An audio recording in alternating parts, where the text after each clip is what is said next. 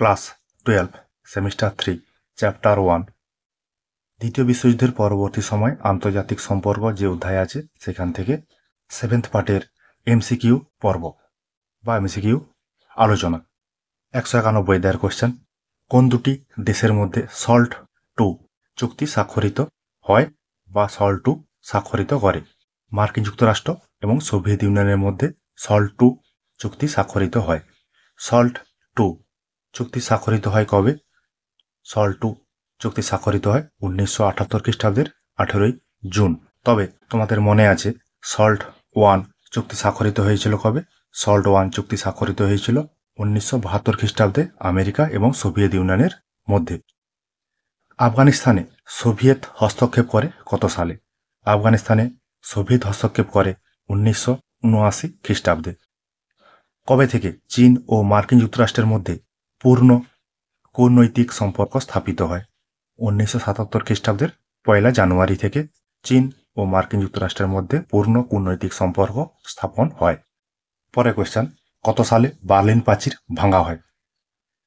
1989 খ্রিস্টাব্দে বার্লিন প্রাচীর ভাঙা হয়। তো বার্লিন প্রাচীর তৈরি হয়েছিল বা নির্মাণ হয়েছিল কত সালে? বার্লিন প্রাচীর নির্মাণ হয় 1961 খ্রিস্টাব্দে পূর্ব জার্মানি এবং পশ্চিম জার্মানি বিভক্তকরণের জন্য বার্লিন প্রাচীর নির্মাণ করা হয়েছিল। তখন 89 সালে এসে যখন সোভিয়েত ইউনিয়ন ভেঙে যায় বা সোভিয়েত ইউনিয়নের পতন হয়, সেই সময় বার্লিন প্রাচীর ভাঙা হয়েছিল। গ্লাসনস্ট এর অর্থ কি? এর অর্থ হচ্ছে খোলা হাওয়া। পরে আছে পেরিস্তরিকা কি? পেরিস্তরিকা হল রাষ্ট্র ও জনগণের উপর কমিউনিস্ট দলের প্রভাব হ্রাস ও বাজার অর্থনীতির প্রবর্তন। পেরিস্তরিকা শব্দের অর্থ কি? পেরিস্তরিকা শব্দের অর্থ হচ্ছে পুনর্গঠন। গ্লাসনস্ট ও পেরিস্তরিকা দুটি নীতির প্রবক্তা কে? গর্বাচেভ। যখন সোভিয়েত ইউনিয়নের পতন হয় 1990-91 সাল নাগাদ, তখন সেখানকার রাষ্ট্রনেতা ছিলেন গর্বাচেভ। সেই গর্বাচেভই প্রথম পেরিস্তরিকা এবং গ্লাসনস্ট শব্দ দুটোর প্রয়োগ করেন এবং এই দুটি বিষয় নিয়ে বিস্তর আলোচনা শুরু হয়। পেরিস্তরিকা কথার অর্থ হচ্ছে পুনর্গঠন, পরিবর্তন, সংস্কার সাধন, মানে বাজারে অর্থনৈতিক প্রবর্তনের একটি প্রক্রিয়া। মানে হচ্ছে এক কথায় বলতে গেলে বলা যাবে অর্থনৈতিক বিকেন্দ্রীকরণ। কমিউনিস্ট পার্টি কি করতো? সমস্ত জিনিসকে এককেন্দ্রিক করে রাখতো, মানে ক্ষমতার এককেন্দ্রিক, মানে উপর মহল থেকে ক্ষমতাটা নিম্ন স্তরে এসে পৌঁছাতো না। কিন্তু রাশিয়াতে, মানে সোভিয়েত ইউনিয়ন ভেঙে যখন রাশিয়া তৈরি হয়, তখন ক্ষমতার বিকেন্দ্রীকরণ হয়, মানে ক্ষমতাটা নিচু স্তর পর্যন্ত মানুষ যাতে ভোগ করতে পারে তার ব্যবস্থা করা হয়েছে। আর গ্লাসনস্ট হচ্ছে মানুষের বা ব্যক্তির যে চিন্তা মত প্রকাশের, অর্থাৎ সমালোচনা করার অধিকার, প্রতিবাদ করার অধিকার, এগুলো মানুষকে দেওয়া হয়েছিল। যেহেতু কমিউনিস্ট পার্টি ছিল সোভিয়েত ইউনিয়নে, তখন কিন্তু মানুষ কোনোভাবেই সরকারের সমালোচনা করা বা মানুষের যে মতামত চিন্তা প্রকাশ করার অধিকারটা ছিল না। এই গ্লাসনস্ট ধারণার মধ্য দিয়ে সোভিয়েত রাশিয়াতে প্রথম মানুষ নিজেদের চিন্তাভাবনা, নিজেদের মতামত প্রকাশ করার সুযোগ পায়। ঠান্ডা লড়াইয়ের অবসান হয় কবে? ঠান্ডা লড়াইয়ের অবসান হয় 1991 খ্রিস্টাব্দে। কোন যুদ্ধের পরিসমাপ্তিকে ঠান্ডা লড়াইয়ের পরিসমাপ্তি বলে মনে করা হয়? এটা হবে আফগান যুদ্ধ। তা আফগান যুদ্ধ অনেকগুলো হয়েছিল, কিন্তু এখানে যে বিষয়টির কথা বলা হয়েছে বা এখানে যে আফগান যুদ্ধের কথা বলা হয়েছে সেটা হচ্ছে 1979 সাল থেকে 1989 সাল পর্যন্ত ঘটেছিল। তখন আফগানিস্তানে কমিউনিস্ট পার্টি ক্ষমতায় ছিল। এই যুদ্ধটা হয়েছিল সোভিয়েতদের কমিউনিস্ট সরকারের বিরুদ্ধে মুজাহিদিন নামে পরিচিত কমিউনিস্ট ইসলামিক গরিলা একটি দল ছিল তাদের মধ্যে। এর ফলে কি হয়? এর ফলে তোমার হচ্ছে 1992 সালে এসে আফগানে কমিউনিস্ট পার্টির পতন হয়। 1979 সাল থেকে 1989 সাল পর্যন্ত তাদের যুদ্ধটা হলেও 1990-91 সাল নাগাদ আফগানিস্তানে আভ্যন্তরীণ গোলযোগ প্রচুর পরিমাণে থাকে, যার জন্য 1992 সালে এসে আফগানিস্তানে কমিউনিস্ট সরকারের পতন হয়। আফগান যুদ্ধ কত খ্রিস্টাব্দে সংগঠিত হয়েছিল? আফগান যুদ্ধ সংগঠিত হয়েছিল 1988 খ্রিস্টাব্দে।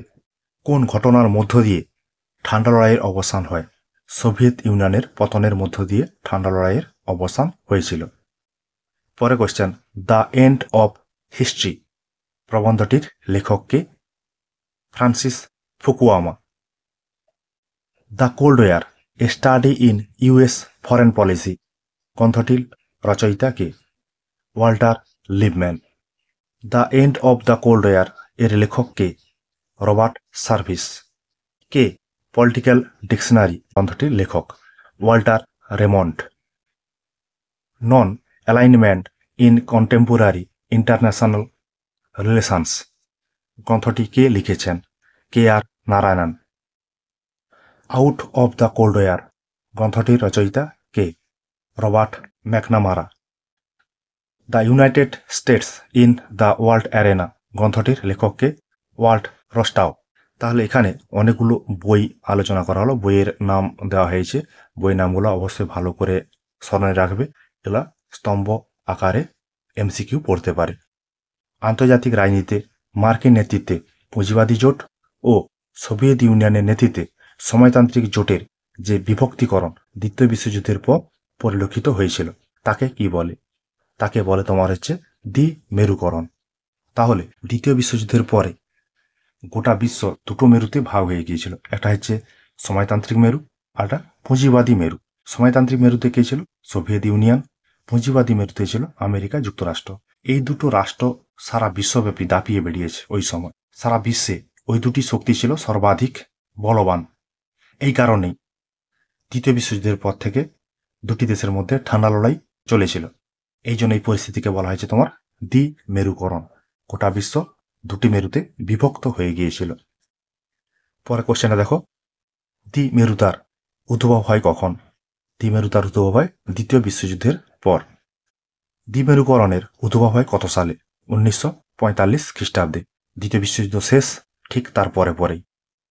কোন রাষ্ট্রবিজ্ঞানীগণ বিশ্ব রাজনীতির দ্বিমেরু কেন্দ্রিক প্রবণতাকে অবিন্যস্ত বা স্থিতিশীল এবং সুবিন্যস্ত বা কঠোর দুভাগে বিন্যস্ত করেছেন?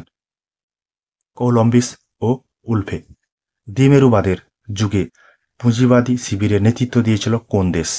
মার্কিন যুক্তরাষ্ট্র। এই বিষয়গুলো একবার বুঝতে পারলে এখান থেকে শর্ট কোশ্চেনগুলো বারবার পড়ার দরকার হয় না। জিনিসটা বোঝানোর চেষ্টা করলাম, অবশ্যই দেখবে, বুঝবে। পরে কোশ্চেন, কত সালে সোভিয়েত ইউনিয়নের পতনের সঙ্গে দ্বিমেরুকরণেরও অবসান ঘটে? 1991 খ্রিস্টাব্দে। দ্বিমেরুকৃত রাজনীতি হল সংঘাত ও নিরন্তর সংকট সৃষ্টির রাজনীতি। উক্তিটা কার? কেনেথ ওয়াজ। একমেরুতার উদ্ভব হয় কোন দশকে? একমেরুতার উদ্ভব হয় গত শতকের 90-এর দশক থেকে। তাহলে দ্বিমেরুকরণ বিশ্বে দুটি রাষ্ট্র সর্বাধিক শক্তিশালী ছিল এবং দুটি রাষ্ট্রকে কেন্দ্র করে সারা বিশ্ব বিভক্ত হয়ে পড়েছিল, সেটাকে বলছি আমরা দ্বিমেরুকরণ। কিন্তু 1990-91 সাল নাগাদ এসে যখন সোভিয়েত রাশিয়া ভেঙে যাওয়ার পরেই কিন্তু সারা বিশ্বে একটি রাষ্ট্র দাদাগিরি দেখিয়েছে বা সবার উপরে ছড়ি ঘোরানোর ব্যবস্থা শুরু করেছে। সেইটাকে বলা হচ্ছে তোমার এক মেরুতা। এক মেরুকরণের সূচনা হয় কবে? সোভিয়েত ইউনিয়নের পতনের ফলে। এক মেরুকরণের সূচনা হয় কোন সময় থেকে? 1991 খ্রিস্টাব্দ থেকে। তাহলে আজকে 30টা কোশ্চেন এমসিকিউ কোশ্চেন আলোচনা হলো। এই কোশ্চেনগুলো হচ্ছে অন্যান্য যে এমসিকিউ টাইপ যেগুলো হয় তার মধ্যে মূল এমসিকিউ।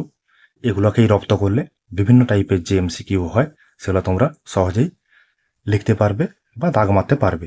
এটা গেল তোমার হচ্ছে 7 নম্বর অংশ, দ্বিতীয় বিশ্বযুদ্ধের পরে যে আন্তর্জাতিক সম্পর্ক এই অধ্যায়ের। ঠিক আছে, তোমাদের জন্য আমার এই কিঞ্চিত প্রয়াস।